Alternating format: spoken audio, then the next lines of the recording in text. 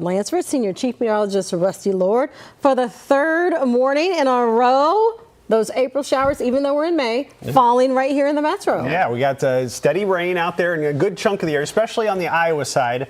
And that's where the heaviest rain is moving right now. Now, everything else for the rest of the area should be a little spottier, but a good day for the jacket because the temperature won't move. A good day for the umbrella because you're going to have rounds of rain moving through. And raincoat, I guess, if you got one, if you want to take a couple coats with you. And here's the way the radar looks right now. Lightening up to the west. You have some steadier rain to the east. Pretty light stuff in and around the metro right now. Just enough to continually keep it kind of damp. And, well, that's some pretty good rain there from Rockport, Nebraska City area, right up through our Iowa counties.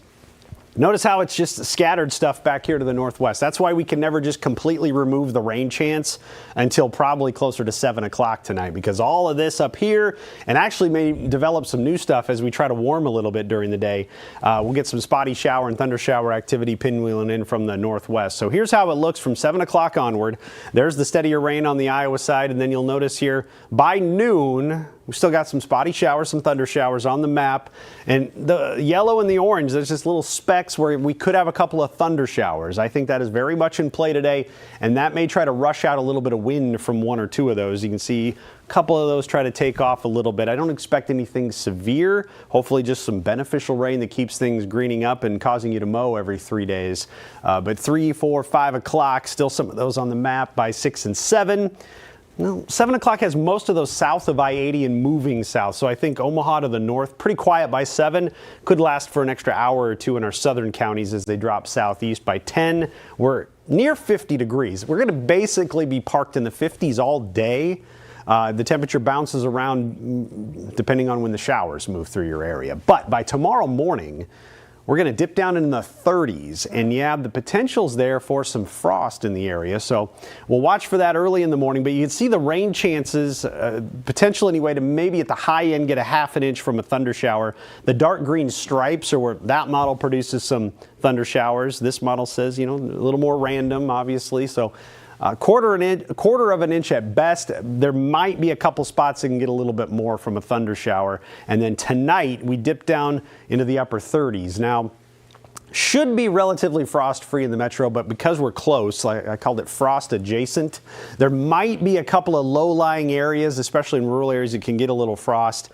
So we'll be watching for that because people might have got a little antsy with the green thumb, got some things planted, and the better threat's probably a little bit farther to the west, the way it's looking.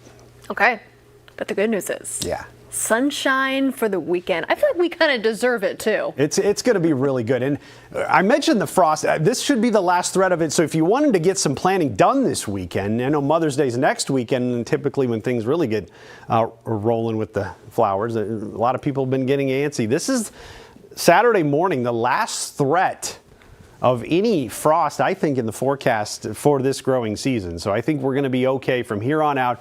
Best opportunity for frost Saturday mornings actually to the southwest, where we go 33 to 37 to start off the morning in central and south central Nebraska. But after that cooler start, you're up into the 60s, 66, 67 degrees for the high. It is going to be great. Sunshine, light winds, and low humidity. A great weekend on the way. It's a very light north wind Saturday, very light south wind on Sunday, 72 there, 73 on Monday.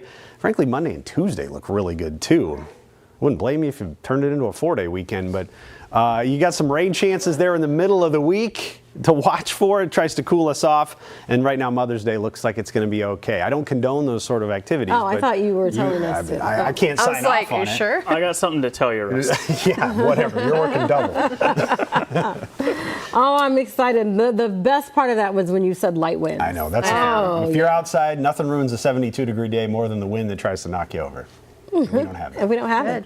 All right, so folks grabbing their rain gear and their jackets because that cool rain. What can they expect on the roads? We know there's a crash going on. Yeah, we've had some issues at 42nd and L now for about an hour. Wow. We had this crash that happened, and we've just kind of continued to see delays. So let's check in on that and see how that's moving along. It's been kind of bouncing between southbound, northbound with the biggest delays, and you're kind of seeing right now it's both of them where we have some delays, southbound and northbound. You've got Some delays as you're going eastbound too, away from that intersection. So generally watching that intersection is going to be where you may come across some issues in the early going. Of course, we talked about the wet roads. You can see that is definitely the case as you're heading out and about. This is I-80 as you're making your way toward that construction zone going westbound. You've got the backups approaching Q. That's been the case for the last couple of weeks. But something else I want to point out on this camera right there, as you're going eastbound around that curve, you actually have a stalled semi that's over on the shoulder, but is partially blocking the lane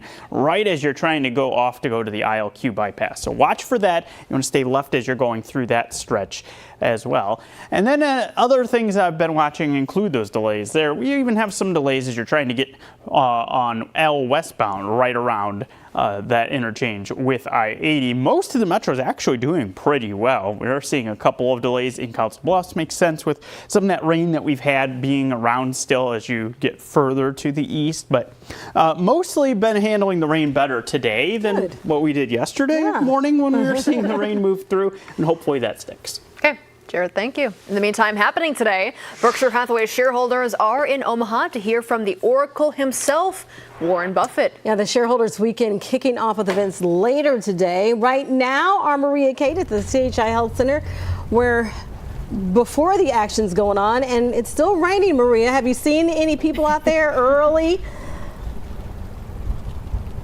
Yes, we have, Cerise. I mean, just a little bit ago, we saw a couple more people head into the convention center. Happening today, there are going to be some events before the big shareholders meeting that's happening tomorrow. But like you said, the rain, it's not, it's letting up a little bit, but hopefully throughout the weekend, as Rusty has said, that rain will let up and it'll lead to a great weekend for a lot of events. Like I said, those events are happening starting today. The first big one that a lot of people love is the shareholders exclusive shopping. It's happening inside here in the convention center at noon.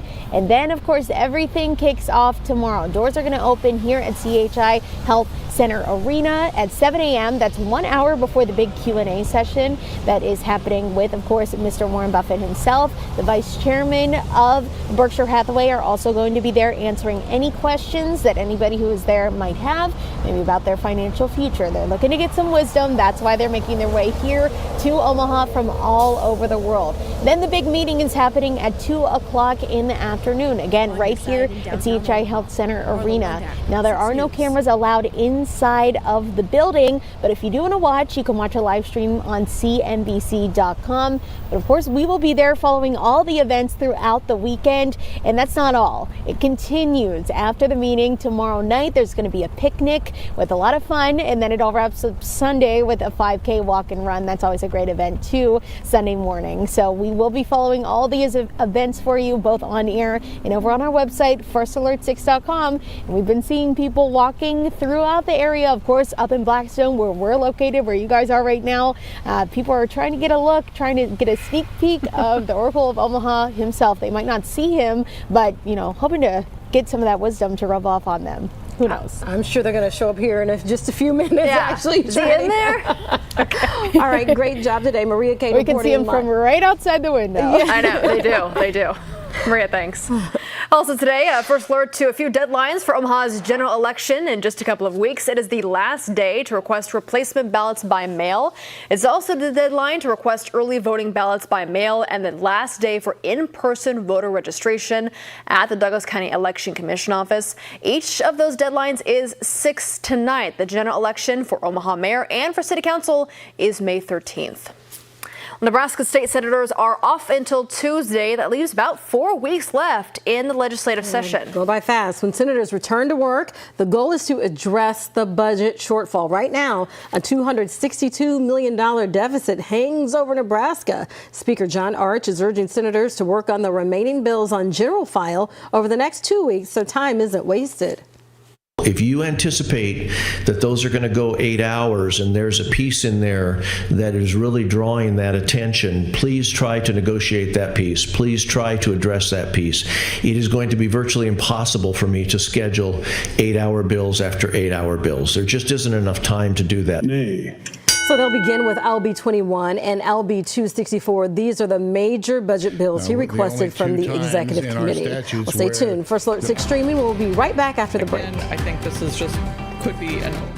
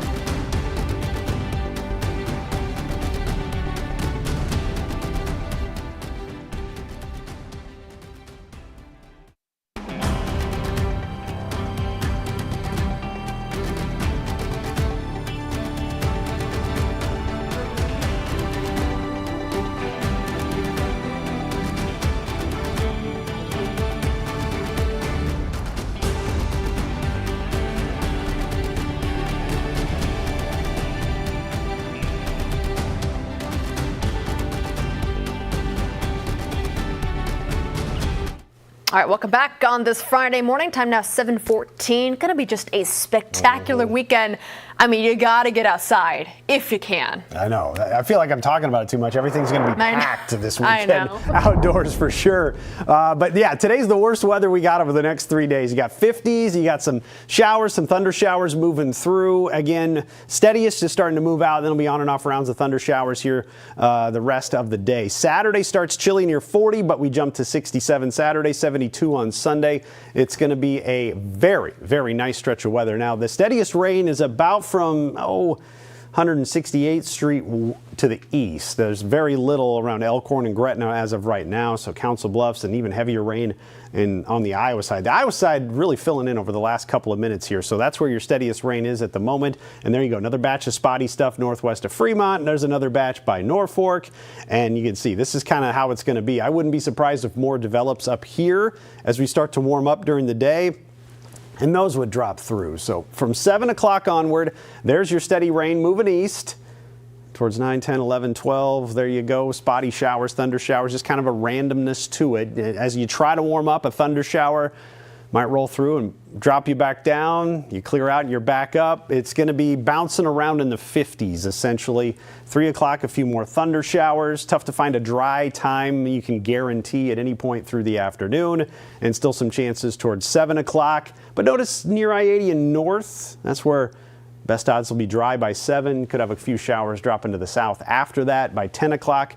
Down near 50 degrees by 10. And does look like tonight it'll cool off down into the 30s. Again, I don't think we're talking widespread frost. If you're at all worried about anything you've gotten done in the garden, planting covered up just to be safe. But I'm kind of talking about a couple areas, maybe low-lying areas in rural parts of the viewing area can dip down a little bit closer. So 39 is where we'll fall, puts us right in that frost possible range. And then the rest of the forecast has 40s and 50s for overnight lows. So I don't think we have anything to worry about the rest of this growing season after tonight into tomorrow morning. Best odds for a frost are going to be south central Nebraska, north central Kansas with this round. And there you go. 39 is what we have in the forecast to start Saturday. We'll go to 67 in the afternoon, 72 on Sunday. And still pretty good heading into early parts of next week. The key to this weekend is the lack of wind. It's going to be so nice. The warm sunshine will be perfect. Not too hot, I don't think. We don't get to hear Rusty say perfect too often. So we're talking about this perfect weekend. How long will this nice weather last? I got to say, all the way through Tuesday afternoon looks pretty good on this forecast. You see this 30% chance of rain. That's for some late showers on Tuesday. Basically, the clouds will increase during the day on Tuesday, and then Wednesday is probably our best chance of rain right now, holding back temperatures a little bit. It's questionable how long into Thursday it's going to last. We'll see how it goes for Mother's Day weekend. Right now, Mother's Day weekend looking pretty darn good in its own right. But again, watch the rain chances middle of next week. It's something probably Wednesday will be highlighted by. But it doesn't ever get all that muggy. Even with a little bit of a south breeze starting to pick up next week, we'll keep the dew points in that pleasant and refreshing range. So that's going to be the key to watch over the course of the next few weeks. When do we start to get a couple more of those muggy days, string those back to back to back, and it feel like summer? But in the meantime, we get some spring to start off the month of May. Yes. It's going to be great. I'm so happy you get to say that. Okay. In the meantime, though, we're not at the spring. Well, we are. The rain brings the Mayflowers. Yeah. So, although the rain could be causing a little bit of an issue for drivers, have we seen anything thus far? Yeah, we've kept things not quite to the level where we started yesterday. We do have a couple of issues that I'm keeping an eye on, though. So you want to make sure that you're using caution as you head out the door with some of those wet roads that are in place.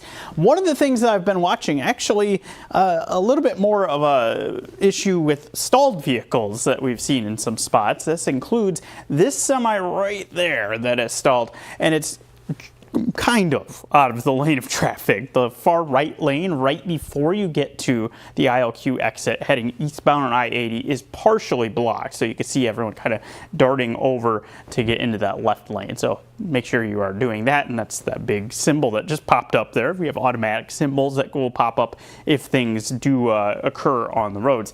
Watch this delay that has started showing up. This is eastbound going to northbound 480 from I-80. Looks like some kind of issue that has started up there. And those are the kind of spots that we start to see issues on mornings like this. When we have the wet roads, people overestimate how quickly they can go on those curves, and we start to have problems. That just popped up. So that is one that you're going to want to watch. Otherwise, it's a lot of construction zones where we're having our issues. 144 southbound approaching I-80. That's been flaring up through the course of the week.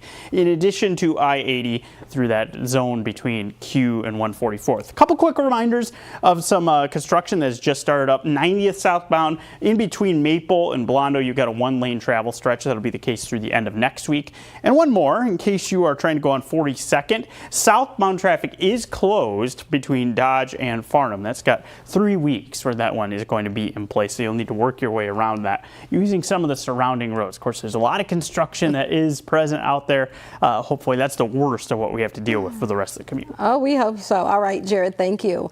Happening this weekend, a vibrant play with Latin influences is making its regional premiere at the Omaha Community Playhouse. American Mariachi tells the story of Lucha, who comes up with an idea to defy social norms and create an all-women mariachi band. The show features live mariachi music performed by Omaha-based mariachi musicians. It's also the first production at the Omaha Community Playhouse to feature an all-Latino cast, playwright, and directing team.